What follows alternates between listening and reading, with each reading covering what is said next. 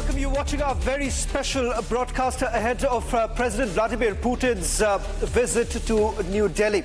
India's most watched news network is now partnering with Russia's giant news agency Sputnik. In fact, over the next few hours, we're going to give you a sneak peek into what's really expected over the next 2 days. The fastest and the most accurate coverage only on Republic TV as we join hands with Sputnik with their reporters on the ground, not just in India, also getting us more perspective from other countries. Joining me is our senior executive editor Abhishek Kapoor and my colleague executive editor Niranjan. Niranjan, we're making the formal announcement of joining hands with giant Sputnik. What's really expected over the next couple of hours? Well, Shravan and Abhishek, we've covered Putin's visits in the past, and we remember being here in this studio a few months back. It was a very short visit. He came and he left within a few hours. Yeah. This one is special.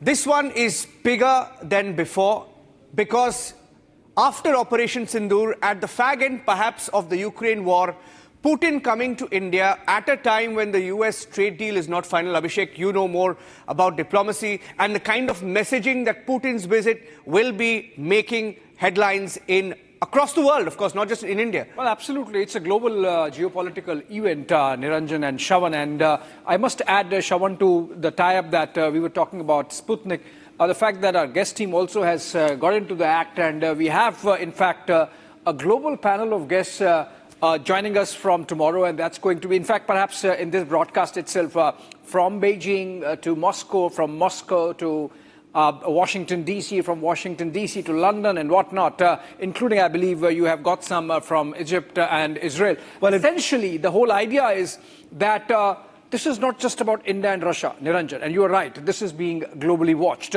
This is about India's positioning. As optics go, this is India's strong message to the West that when it comes to our strategic autonomy, we are not going to compromise. Yes. And even if this sanctions regime by the West on Russia is going to restrict a lot of space for other nations to engage with the Russians, the fact of the matter is, unless you talk to them, yes, you cannot get the war on the ground to stop, which even President Trump wants. Yes. So I think this is a very important event, and let's get going with whatever we are going to bring to our viewers over the next 2 days. Shravan, if you can introduce our friends from Sputnik who are joining us live on the broadcast and taking us through this entire 50 to 75-hour live coverage starting now. Well, in fact, over the next 2 days, what you're essentially going to witness here on Republic TV is the fastest coverage that's going to take place and the most incisive. In fact, the reason why we say it's the most incisive because Sputnik, which happens to be one of the largest news agency, has now partnered with Republic TV. What we are going to do over the next 2 days with the largest team of reporters at every venue where the Prime Minister and President Putin are going to meet, and there are also on the sides various discussions that are going to take place, defense as well as some strategic agreements that are likely to take center stage. Joining us on this broadcast is our friend from Sputnik, Dimitri. He's the head of Sputnik India. Thank you very much, Dimitri, for joining us. I believe you're also making the formal announcement right now at Sputnik, the joining hands with Republic Media Network. Well, yes, this is a very exciting opportunity for us because we all know of Republic's reputation as an Indian media powerhouse. And for our part, we've been able to build a very strong position, not just in the Russian market, but all across the world. Our content is broadcast in more than 32 different languages. So for us, it makes sense to join hands right now because when we, as your colleague Abhishek said, this isn't just about Russia and India. The reason this visit is generating attention and excitement across the world is because Russia and India are viewed as leaders in the formulation of a multipolar world. Because everyone understands that the unipolar world, where there's only one superpower, is going away. But at the same time, people don't want to go back to the Cold War, where there was a bipolar system of only two superpowers and that forced everyone to pick sides. So the global majority wants a level playing field. And they view Russia and India as two major leaders in that global revolution. And it's not just on a political level, but also on an economic level, on a technological level, and on a military level. So on our end, we're very excited to say that we'll be able to bring in not just folks from Russia, from Moscow, but also correspondents and speakers from Ethiopia, Egypt, Lebanon, Iran, and even the European Union and the United States. So I think that we're going to offer unprecedented coverage together, and I feel confident in saying that no one will be offering the same menu of options as we collectively will be offering. Well, I think so. That sets the tone, Niranjan. No one perhaps would be able to put together what we are essentially planning to do. So let's give you a sneak peek quickly into what's really expected in terms of the deals that are likely to come together. In fact, Abhishek, you would be in a better position to really talk about the fact that what's really expected in terms of the defense deals that have been spoken about, the Su-57 and S-400. You were part of that foreign ministry briefing that took place. Why don't you first take our viewers through some of the details that you've been able to pick up? Well, so the quick ones, Shravan and Niranjan and Dimitri there. There is a lot of talk about Su-57s and the S-400s. Remember, we bought 5 batteries of S-400 in 2019-20. 2 are yet to be delivered, so the Russians have to really, fill in that blank. Having said that, the kind of success we had with S-400s in Operation Sindoor, obviously we can look at more, not just S-400, but their upgraded version S-500, and the Russians have offered technology transfer, so there would be talks on that. Sukhoi 57 is the 5th generation aircraft of Russians. We had Mr. Peskov yesterday, the Kremlin spokesperson, mentioned that this is their best. This is the best in the world. But the point is that do we really need it? And if we do, how many we need? Because the Russians, again, like in the case of S-400, so in the case of Su-57, are saying there is the option of tech transfer. So F-35 versus Su-57, that would be another. But again, this would be a conversation, Niranjan. So far as deal is concerned, Shravan, I believe it's already there. In front of our eyes, which would be signed on the dotted line in the presence of the 2 leaders, which is about logistics exchange and military exchange between the 2 nations in terms of quickly deploying forces in each other's territory, sharing logistics, communication, etc. Similar agreements, of course, exist with other nations, for example, with the United States and the United Kingdom. With Russia, we are getting now. Yeah, I think, Shravan, one more key aspect of this visit, of course, the focus will be on the defense deals. At a time when we have a lot of pressure from America, especially on oil, and the kind of trading relationship we've had vis-a-vis oil with Russia, it's been beneficial to India and the Indian markets. But what happens now? Because, of course, it will be on the top of Russia's agenda as well. If I can take this question to Dimitri. Dimitri, I saw a post put out by Sputnik by the Russian leadership calling the Sukhoi 57 the world's best fighter jet. And of course, in Operation Sindoor, like my colleague Abhishek mentioned, we've seen the success of S-400, along with our own indigenous systems as well, the Akash missile. But S-400 did play a big part, also mentioned by our armed forces chiefs. So outside of the defense deals, how do you see this visit play out in terms of what is on the table between India and Russia? Well, I actually think that perhaps an even bigger news item is going to be the deals on the economic side. Because yesterday, Sputnik India hosted Kremlin spokesman Dimitri Peskov to provide a media briefing for Indian journalists ahead of Putin's visit. And he said that Russia recognizes that there is a trade imbalance in India. In other words, that we sell a lot of energy products, but we don't have as many Indian products on the Russian market as we'd like. So that's clearly something that Russia is interested in changing. Russia is interested in seeing seeing India not just purchase Russian goods and resources, but for Indian companies to come to the Russian market and provide their products and services. And there is quite a unique opportunity right now because a lot of Western companies left after the Ukraine conflict.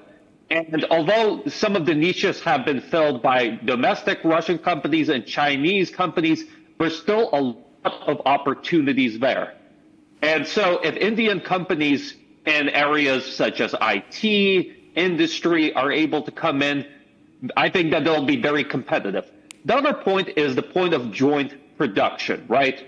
Because, again, Putin himself has consistently said that Russia supports the Make in India initiative and actually wants to be part of it. So Russia is looking for opportunities to bring high-quality manufacturing opportunities, manufacturing jobs to India. We saw back in October the announcement that Russia's civilian airline, the Sukhoi Superjet 100, would be produced in India for the Indian market. I can tell you that there's definitely interest on shipbuilding. There's definitely interest in pharmaceuticals. There's a whole host of places where we cannot just develop, not just build products together, but co-develop technologies. And on that front, I'd actually like to return to the defense front, because I think the case of BrahMos is quite illustrative in this regard, because Russia and India joined forces together to create a high-quality anti-ship missile. And now this anti-ship missile is generating interest from various countries in the world. And I think I wouldn't be surprised to see if on the sidelines of the Putin-Modi summit, there would be some sort of announcement about new BrahMos sales to a new country. So I think that the economic side is to keep an eye on, because we currently have a trade balance of about $63 billion a year. The goal is to raise it to $100 billion per year by 2030. There's a lot of things we can do on that front, and I'm expecting some breakthroughs on the economic side of things over the next 2 days. Yes. Okay. Okay. Abhishek, I think we have a breaking. Dimitri, stay with us. We're getting in some more inputs from New Delhi as well on how we're preparing. Abhishek, if you can take our viewers to the next breaking update that's coming in right now on the visit. Well, so the breaking is, Niranjan, I'm getting to hear that Prime Minister Modi and President Putin are going to have their meeting immediately on arrival of President in the evening of tomorrow, which means that he lands and heads straight to 7 LKM. I believe there is a one-on-one meeting planned between the two leaders at the Lok Kalyan Marg residence of the Prime Minister. And that's a big one, because remember, it's a state visit, so the whole trappings of a state visit, the ceremonial welcome at the forecourts of the Rashtrapati Bhavan, the visit to the Rajghat to pay respects to the father of the nation, Mahatma Gandhi, going to the Hyderabad House, the delegation level talks, business summit after that at Bharat Mandapam, and then the state banquet before that, meeting the president. That's all there. But I think when it comes to engaging one-on-one, the most crucial meeting, taking their own equation forward and to bring and add to the heft of the delegation level talks with the mutual understanding. I think that one-on-one meeting between Prime Minister Modi and President Putin, even before the delegation level talks, that's tomorrow itself, and that's going to be a big one. Shawan. Well, in fact, we're also picking up some more details with regards to what's really going to happen in terms of the number of meetings that are basically lined up. Dimitri, in fact, you were in touch with those who have been part of Russian President's entire delegation. Could you help us understand in terms of the business delegation that's likely to accompany President Putin? Well, first of all, you're going to see the leadership of Russia's largest banks, that is Sberbank and VTB. Both banks are trying to establish their presence in India, expand their presence in India, all of that to make financial transfers between the two countries easier. And if the financial transfers can be done with ease, that obviously opens a lot of trade opportunities for both sides. The other side of things that is going to be important is pharmaceuticals, because right now Indian pharmaceuticals, I would say, especially over the past year or two, have emerged as major players in the Russian market, because as a result of Western sanctions, a lot of Western brands left the Russian market. And Russians were initially very worried because they expected a spike in medicine. But thankfully, Indian companies came to the rescue, and they were actually able to bring medicine prices down because they provided higher quality, cheaper alternatives to Western medicine. And so I think pharmaceutical is going to be important. We also know that the Minister of Agriculture will be there. There's going to be talks about, increasing imports of Indian agricultural goods. There's going to be the Deputy Minister of Industry. I think you're going to see more stuff about aviation and shipbuilding on that front. And you obviously are going to have folks from Russia's nuclear state agency, Rosatom, which is building nuclear power plants across the world. There's going to definitely be talks on the nuclear energy front. Let me also, Niranjan, get a quick word from Krishna Mohan. He's the defense and security correspondent of Sputnik here in India. Krishna, just help us understand what's the response really coming in from the Indian Armed Forces with regards to S-400? Because during Operation Sindoor itself, we have essentially seen how the first layer of defense that really came in from our indigenous products itself. How exactly is India really weighing this in, and what's the roadmap like in terms of bringing in S-400? Indian armed forces are using Russian military hardware since, I think, more than 5-6 decades.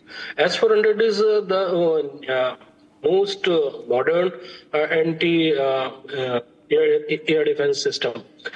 India acquired this, and at that time, America pressure on India for doing trade with Russia is not new.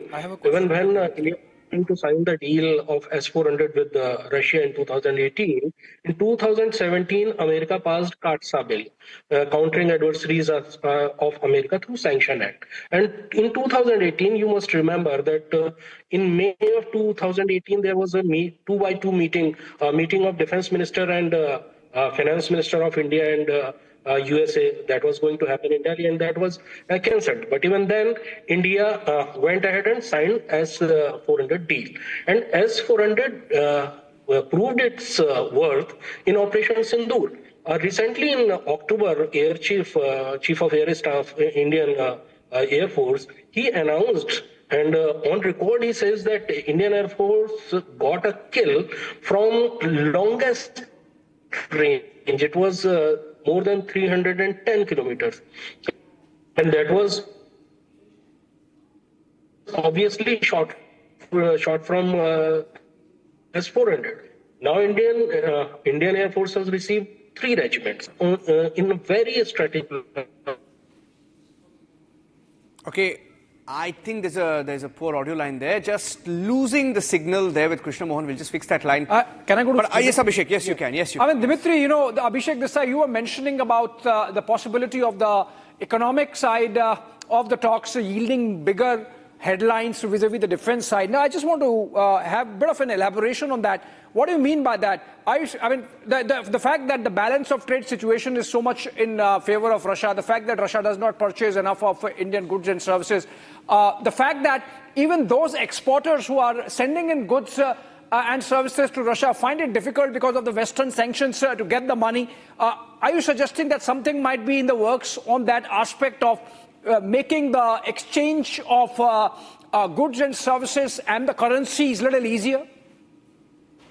Of course. When you look at the meetings between Jai Shankar and, let's say, Russian Foreign Minister Lavrov, or Russian Deputy Prime Minister Denis Monterov, who is basically the one who's in charge of managing the economic side of the Russia-India relationship, both of them have acknowledged India's concerns regarding the trade balance, and they also, have repeatedly stated that Russia is interested in making this, more evened out. In order to do that, you obviously need to improve the situation with financial transfers. As we see, high-level Russian banking representatives are going to be there. The other thing that you need to do is talk about logistics, to make logistics easier and cheaper and more effective. We already know that Russia and India have the international north-south transport corridor. which runs through Iran and is quicker than the traditional Suez Canal route. So that's one route. We also have the Chennai-Vladivostok route. So you are seeing all these sort of logistical initiatives being played out to make it easier to ship goods from India to Russia and vice versa.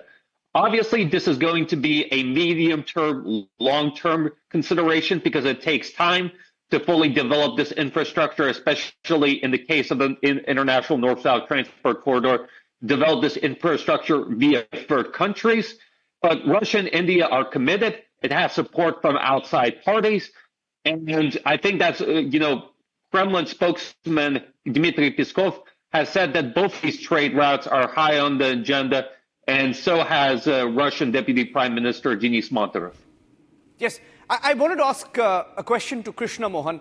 Krishna, last evening, after the Duma ratified RELOS, a lot of interest in India around what that could mean. Looking at the fine print, it appears to have significant, outcome here in India. If you can tell our viewers a little bit about RELOS and whether that will also figure in the meeting when Putin lands in Delhi. Whenever India and Russia met, or there are some summit, then defense is always a central point.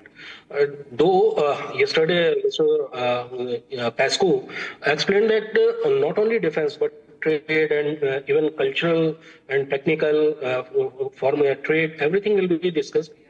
And that the discussions will be on a wide spectrum of various issues. But always defense is on the center stage between India and Russia. Russia has been a strategic partner since long, and India always.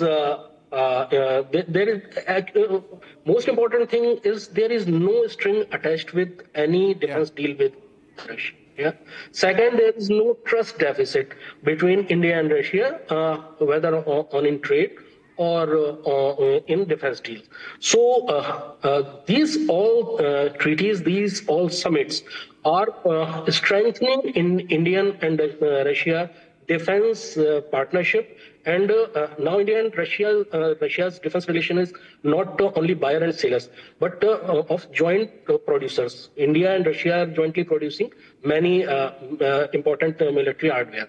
BrahMos was the first, which is being even exported. India got its first major export order from Philippines of BrahMos. Vietnam and Indonesia are also in the line. And soon BrahMos deal with Vietnam and Indonesia will also be decided. AK-203 is the second major joint production project in Korba near Amethi in Uttar Pradesh. India is producing Indo-Russia Rifle Corporation. There is an entity, and that entity is producing AK-203 rifles for Indian Armed Forces. And after completing the order for Indian Armed Forces, that is more than 6 and 6.5 lakh, there will be additional production to export also. So this relation is going to pave way for joint production and export. There are many projects which are in pipeline. There are many projects, many products from Russia which will be maintained and refurbished and all in India. MRO facilities are being developed. Krishna, I have to take a short break at this point. So I'm thanking both Dimitri and you. Thanking both Dimitri and Krishna. The handshake is tomorrow. He lands tomorrow. So we're just hours away from that meeting. I thank both Dimitri and Krishna Mohan for joining us here on Republic TV. And we here at Republic will be getting you the biggest coverage. You heard from Dimitri and Krishna Mohan. Sputnik is Russia's largest news agency, and unmatched live breaking news coverage for you on Republic along with Sputnik. Abhishek and Shavan, I think our viewers can look forward to that.